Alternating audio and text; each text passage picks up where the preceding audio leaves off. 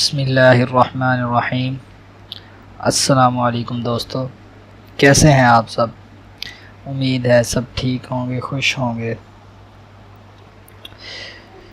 آج اس ویڈیو میں اب آپ کو یہ بتاؤں گا کہ ہمارے جو معاشرے میں بچیاں حفظ کر رہے ہیں، ان کو اگر حفظ کرنے میں مشکل ہو رہی، یا ان کو یاد نہیں ہوتا، یا ان کا دل نہیں لگتا مدرسے میں، یا جانے کو دل نہیں کرتا، تو انشاءاللہ اس وظیفے کے عمل سے انشاءاللہ ہمارے جو بچے ہیں ان کا دل بھی کرے گا، ان کا حافظہ بھی کھلے گا، اور اللہ تعالیٰ ان کے سینوں میں قرآن کو محفوظ کرے گا انشاءاللہ۔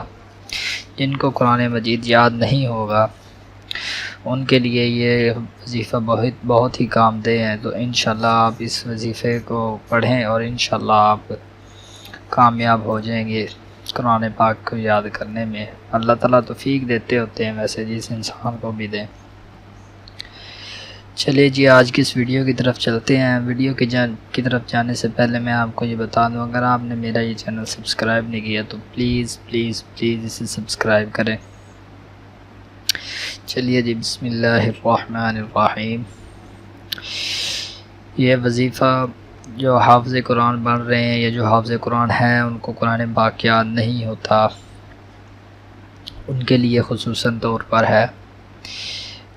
یہ وظیفہ ہم نے رات کو عشاء کی نماز کے بعد باوضو ہر رات عشاء کی نماز کے بعد سونے سے پہلے سورۃ الفاتحہ الحمد شریف پڑھنی ہے 100 مرتبہ۔ سورۃ الفاتحہ 100 مرتبہ پڑھنی ہے۔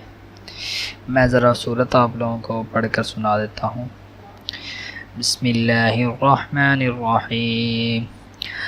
الحمد للہ رب العالمین الرحمن الرحیم مالک یوم الدین ایاک نعبد و ایاک نستعین اہدنا الصراط المستقیم صراط الذین انعمت علیہم غیر المغضوب علیہم ولا الضالین آمین۔ یہ صورت ہم نے رات کو عشاء کی نماز کے بعد رات کو سونے سے پہلے 100 مرتبہ پڑھے، اور انشاءاللہ ہمیں قرآن پاک یاد ہوگا، اور ہمیں اب یقین ہونا چاہیے بس، اور ہمارے اعمال اچھے ہوں تو انشاءاللہ ہمیں قرآن پاک یاد ہوگا۔ اچھے جی، آج کی ویڈیو میں بس اتنا ہی۔ اگر آپ کو یہ ویڈیو پسند آئی تو اسے لائک شیئر کریں۔ اچھا، السلام علیکم۔